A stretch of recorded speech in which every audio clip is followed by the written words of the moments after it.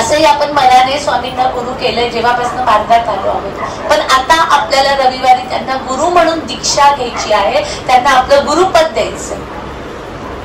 राखी भावाला भाऊ असतोच ना, पण राखी बांधतोच त्या दिवशी महत्व आहे. त्यामुळे येताना श्रीफळ घेऊन यायचं आहे, एक प्रार्थना स्वामी लिहून देणार आहे, ती प्रार्थना घ्यायची आहे, ती करायची आहे. आणि ते श्रीफळ घरी गेल्यावर दरवाजाच्या वरती आतमध्ये लाल कपड्याने बांधून ठेवायचं आहे.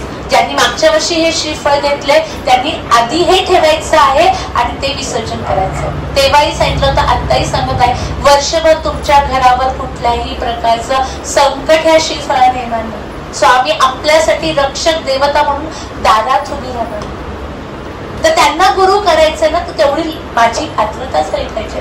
मी सांगितलं होतं की गुरुचरित्राच्या पारायण करा एक आठवडाभर आधी, कारण त्याच्याने मानसिक शारीरिक शुद्धी होते. पण जेवढी अपेक्षा मला होती तेवढे लोक बसले नाही.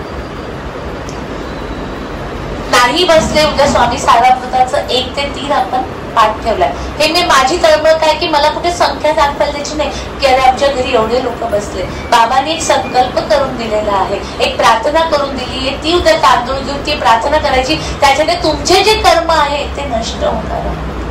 त्यामुळे प्रयत्न करायचे की उद्या 1 ते 3 जो सारामृताचा पाठ होणार आहे तेव्हा न्यायचं. घरी जे पारायणाला बसले उद्या या संकल्प करून घेऊन. मी नेहमीमध्ये माडला काहीच नाही, त्यांचे निरोप फक्त तुमच्यापर्यंत पोहोचायचे. तेव्हा अजून नवीन प्रार्थना करून देतो. एवढं बाबांचं लक्ष असतं. जेव्हा गुरुचरित्रावर बसले एक एक जे निरोप देतात ना, म्हणून माझ्या डोळ्यात पाणी आलं की बाबांचं किती लक्ष असतं. प्रत्येक गोष्टीवर सांगतात किती बसले, काय त्याच्या मागचं शास्त्र.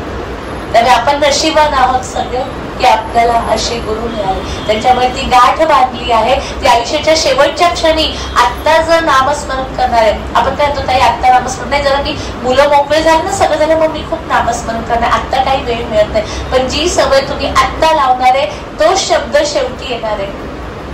एक म्हातारा माणूस असतो तो अगदी त्याचा जीव जायला लागतो आणि तो ना के के के अक क असं बोलत असतो. त्याच्या मुलांना काय वाटतं की याने कुठे खजाना वगैरे लपून ठेवला असेल. ते 3-4 लाख रुपये खर्च करतात आणि त्याची वाचा परत आणतात. के ग असं म्हणत असतो तो. आणि ती वाचा जेव्हा परत आल्या तो म्हणतो अरे ती केसुनी गायचं वासरू आहे ना, केव म्हणजे ना केशव वासुदेव असं काही बोलत असेल तर ती केसुनी ते वासरू खातंय, बाजूला ठेव, मी केवढ्या कष्टाने कमवलं. म्हणजे मृत्यूच्या वेळेस काय तर तेच तुमच्या. तर सतत जर माझ्या तोंडात नामस्मरण हा अभ्यास आहे. एक दिवस तुम्ही करा, दुसऱ्या दिवशी करू नका. मुलं बघा अभ्यास करतात, परीक्षेला रोज अभ्यास केलं तरच आठवतं. शेवटच्या वेळेस अभ्यास करणाऱ्या मुलांचे रिझल्ट काय हे आपल्याला माहिती. त्यामुळे आपण शाळेत चालणार का पहिल्या दिवसापासून सांगतो की बाळा अभ्यास कर. तर आपणही हा साधनेचा अभ्यास करायची. ही साधना जेव्हा मी रोज नामस्मरण करणार आहे, उठता बसता स्वामी स्वामी म्हणणार आहे, तेव्हा जो श्वास जाणार आहे माझा शेवटचा, तेव्हा माझ्या तोंडात स्वामी येणार आहे. त्यामुळे हा अभ्यास गुरुपौर्णिमेला स्वामींना शब्द द्या. स्वामी खूप नाही करू शकणार पण मी एक माळ एक पान भरून तरी तुमचा जप मी नेहमी ते लिहा. जप करताना फक्त कशात न करतो, हातात माळ असतो. पण जेव्हा आपण लिहितो ना, माझी डोळे, माझे हात, माझी त्वचा, माझी बुद्धी हे सगळे इंद्रिय वापरले जातात आणि मग तेव्हा जप होत असतो. त्यामुळे प्रयत्न करा. आपणच खरं त्या वह्या बनवणार होतो पण ती जरा उशिरा होते. पण एक वही आणा, तिथं रकाने ऐका श्री स्वामी समर्थ श्री स्वामी समर्थ. नवरात्र आहे, देवीचा जप करा. श्रावण महिना आहे, श्रावणात ओम नमः शिवाय हे जप लिहा. म्हणजे मरताना काहीही आठवणार नाही आहे. मागच्या वेळेस वृद्धाश्रमाची गोष्ट सांगितली. हे मुलं आपल्याला वृद्धाश्रमात टाकायला वाट बघणार नाही. त्यामुळे आपली जी पुंजी आहे, पुंजी बँकेची नाही आहे, ही पुंजी आहे, ही गोळा करून ठेवायची. आणि इथे प्रत्येकाचं प्रत्येकाने करायचंय. नवऱ्याचं बायकोला मिळणार नाही किंवा मुलाचं आईला मिळणार नाही, आपलं आपणच करून ठेवायचं आहे. त्यामुळे आपल्याला एवढे मोठे कुठेतरी स्वतःच्या मनाला म्हणा की नक्की आज एवढे बसले आहोत किंवा आपला जो ग्रुप आहे किंवा जे महाराष्ट्र भारतातले विश्वातले स्वामी भक्त किंवा कुठलेही गगनगिरी महाराजांचे भक्त, मोठे मोठे संत आहे आपल्या महाराष्ट्रामध्ये, गजानन महाराज, आपण खूप नशिबान आहोत. हे गुरु मिळाले आहेत. आता आपली शिष्य म्हणून पात्रता करायची ही जबाबदारी आपली. हे कंटिन्यू येतात. महाराज बघतात स्वामी अतिशय कडक आहे.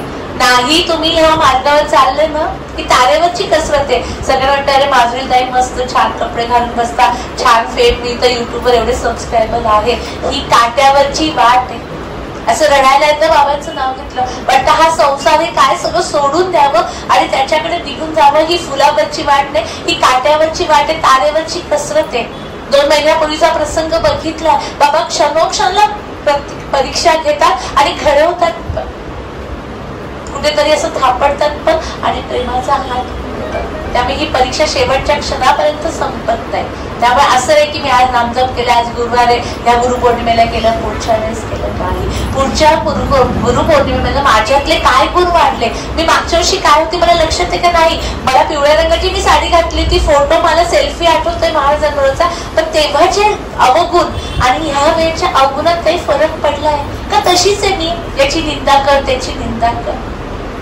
शास्त्र असं सांगते, आपण जेव्हा एकाकडे की ही बाई अशी, हा माणूस असते, साधी भाषा आहे. आपल्या जुन्या माणसांनी सांगितलंय की 4 बोटं आपल्याकडे असतात. आणि जेव्हा मी सांगते की हिने चोरी केलेली आहे ना, तर जेव्हा मी हिचा गुन्हा बोलते तर ते पाप माझ्या खांद्यावर येतो. आणि आपण दिवस रात्र काय करतो, याने हे केला, हा असा आहे, तो तसा आहे. हे कधी बघणार आहे आपण की मी कशी आहे? मी सतत निंदा करते. सगळ्यात मोठं पाप या जगातलं असेल तर परनिंदा असेल, त्याच्यासारखं मोठं. कशाला त्याचं पाप आपल्या जिभेवर घेतोय आपण? मला काही दिसत नाहीये, मला मी आणि माझा आतला प्रभास दिसतोय. झाली असेल परनिंदा होते, पण क्षमा माग देवा. आता मला तू, जेव्हा मला कळतं ना की ही खोटारडी आहे, तर मला माहिती की खोटं कसं बोलतात ना, म्हणजे मी पण कुठेतरी खोटारडी, तेव्हा मला हिच्यातला खोटारडेपणा दिसतोय.